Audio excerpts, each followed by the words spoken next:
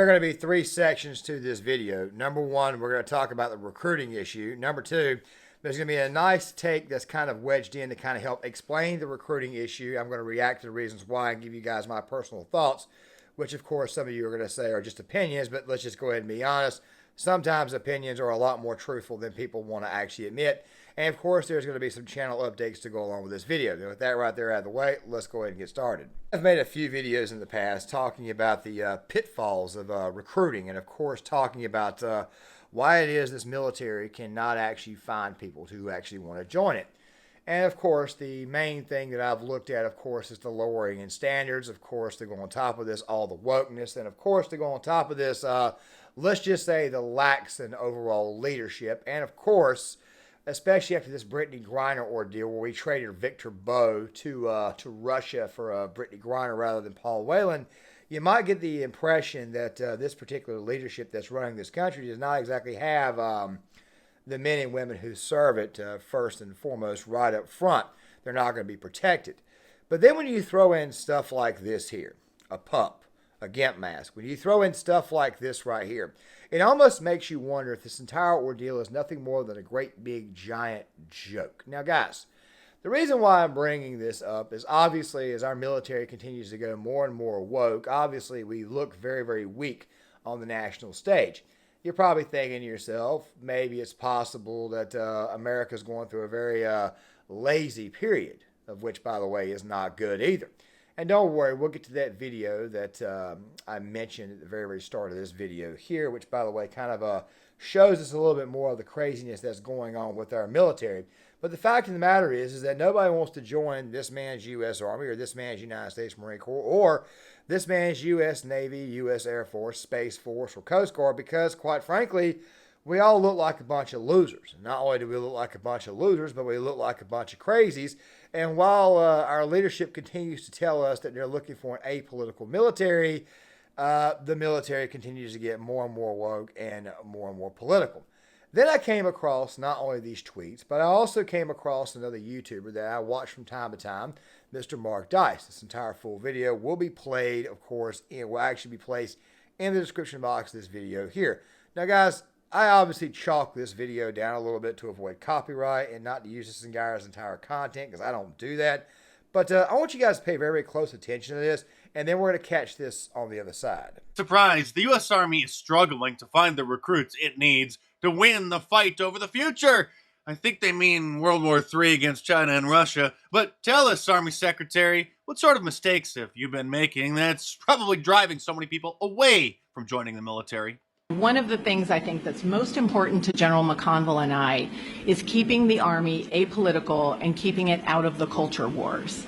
Because frankly, we have got to be able to have a broad appeal. You know, when only 9% of kids are interested in serving, we have got to make sure that we are careful about not alienating, wide swaths of the American public to the Army. So, in other words, the military literally recruiting LGBTQAIPK2+ people who are about 1% of the population may have driven away large swaths of normal people who otherwise would have joined. What a surprise. And when I went to a pride parade and she's been fighting for freedom for her whole life. And this one from the CIA, which features a gender non-binary CIA officer. Under the Biden administration, instead of our recruits being trained to defeat the enemy, they're being trained on how to use the proper pronouns for their fellow soldiers so that they don't offend any of the gender non-binary people. This is a real recruiting video from the United States Navy. Hi, my name is Johnny and I use he, him pronouns. Hi, and I'm Kanchi and I use she, her pronouns. And we're here to talk about pronouns. What is a pronoun? A pronoun is how we identify ourselves apart from our name, and it's also how people refer to us in conversations. Okay, this isn't a video from preschool. This is literally the U.S. Navy. Please tell us more, sir, about one of the biggest problems plaguing the military today. But what would I do if I misgender someone? I think the first thing to recognize is that it's not the end of the world. You correct yourself and move on, or you accept the correction and move on. The most important thing I can tell you is do not put the burden of making you feel good about your mistake on the person that you just misgendered. It's catering to idiocy like this that has led to soldiers like this.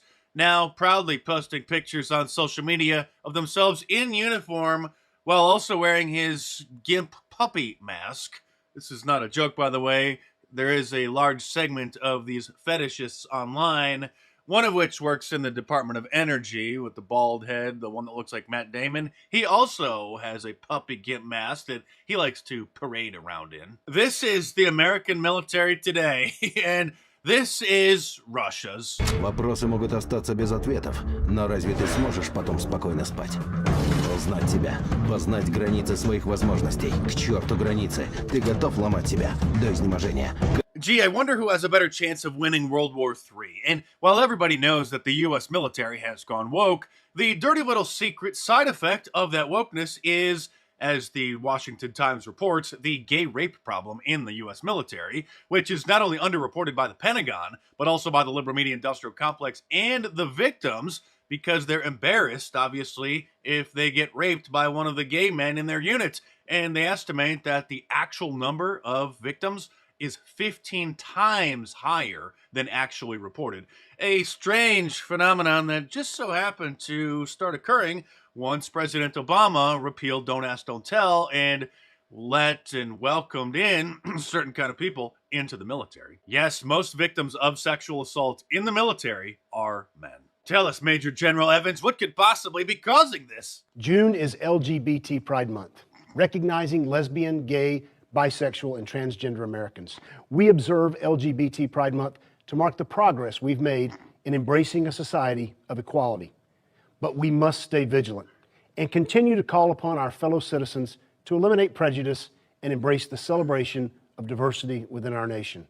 They need more of them. The last part where he discussed assault, we are probably going to do a separate project on that as far as it goes with Don't Ask, Don't Tell. I think there needs to be an actual project done on that actual history and why it is that Don't Ask, Don't Tell being repealed kind of ruined this man's military going forward. But I will touch on it very briefly. I remember when it was repealed, I think it was back in 2011, and we had a lot of discussions in class about that. Of course, I was going to school to be a paralegal at the community college, and a lot of people who didn't serve didn't seem to understand that repealing that right there would actually destroy morale, and it would make us look a lot worse on the world stage. Now, guys, I'm not here to hit anybody who lives a certain lifestyle that may be in the military. I also recall a conversation that I had when I was working here at Dunham Sports as a gun salesman, and a couple of boys came in and just started going after the military over the fact that we had openly gay men and women serving, and my response to them was, yeah, I don't like the idea of this fire happening, but at the same time, though, at least they were willing to sign a contract, go in and fight for their country. Meanwhile, you sit over here and run your mouth like a frickin' pogue. I just told them that flat out.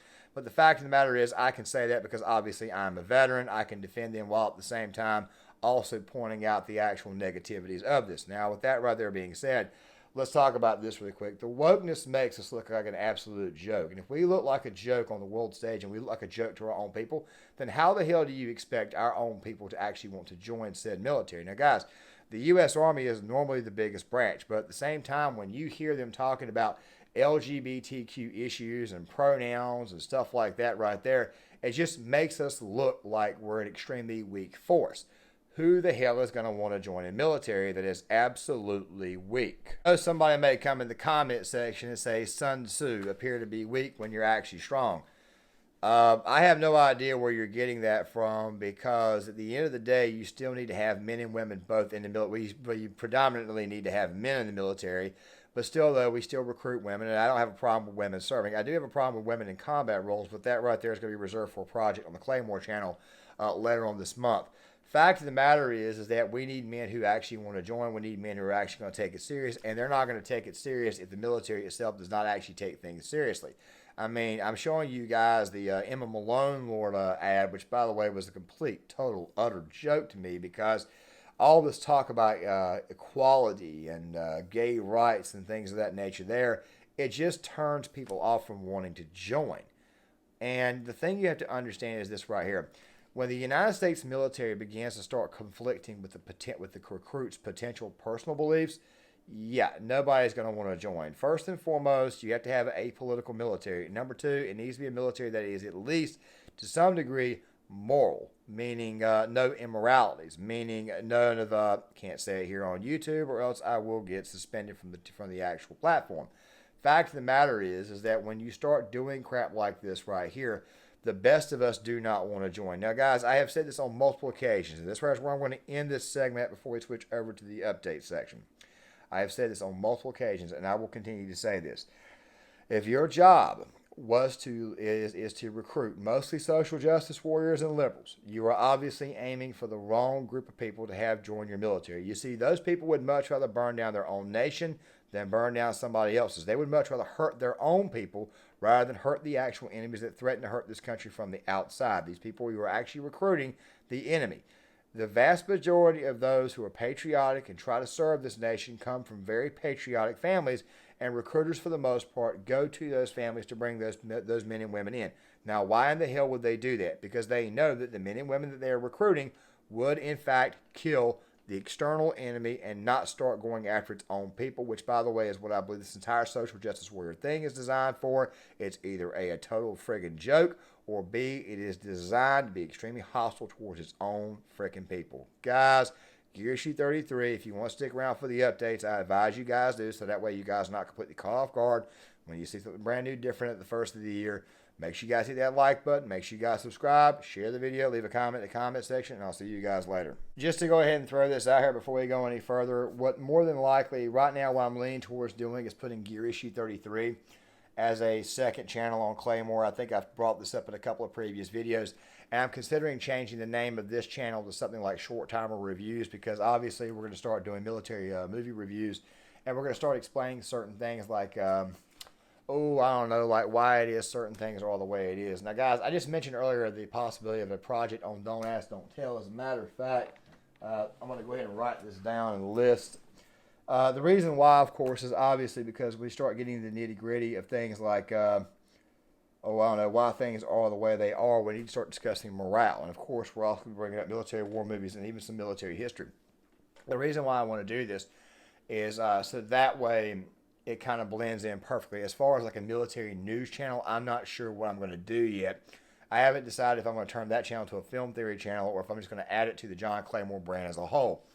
The reason why we're doing this is obviously because the way YouTube is changing things, and at this moment in time, right now we're trying to get to a point to where we're doing somewhere between 2 to 3 videos a week, but they're much, much more longer and they're much, much more detailed. That type of content actually gets through, and it's also that type of content that's actually what actually shows up in your notifications bill. I'm pretty sure a lot of you guys are watching my content, don't even get notified when the videos are actually coming out. Now, with that right there being said, I want to go ahead and go over some of the stuff that we plan on actually doing. That Don't Ask, Don't Tell project, of course, I forgot to finish writing it out, my bad. Certain movies that we're going to be looking at, certain films, and of course the idea is to try to convey over to the audience why it is things are the way it is, or why we're having this issue. For example, generational gaps, generational studies. Why it is that certain generations that people grew up in have an effect on actual military put-out. What I mean by that is Lieutenant Dave Grossman, he did a book called On Killing a long time ago. I've read it like twice. The meat of that book, in my opinion, was it was discussing each actual veteran's fireback rate. Like with Korea, it was like 55%. With Vietnam, it was 75%. With OIF, OEF vets, it was 95%. And I believe that culture has a lot to do with that, not only training. Other things to talk about, of course, is the movie Rambo, distinguishing the book from the film. As a matter of fact, that's going to be one of the first 3 projects that we do. It's probably going to be the biggest. It will more than likely be the third one, but there's also another one. I want to focus on the character of Robert Barnes from Platoon, and I also want to focus in on the film Taking Chance.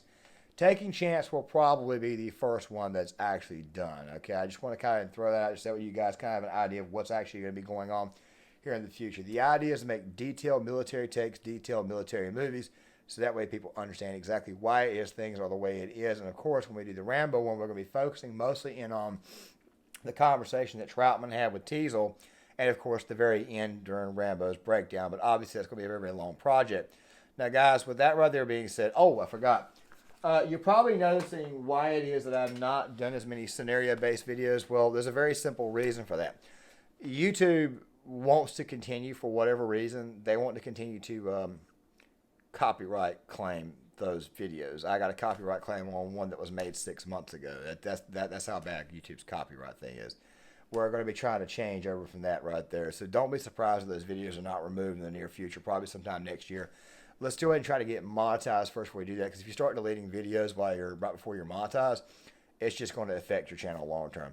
Guys, with that there being said, GearShoe33, make sure you guys hit the like button, subscribe, share the video, sign up in the comment section, and I'll see you guys later.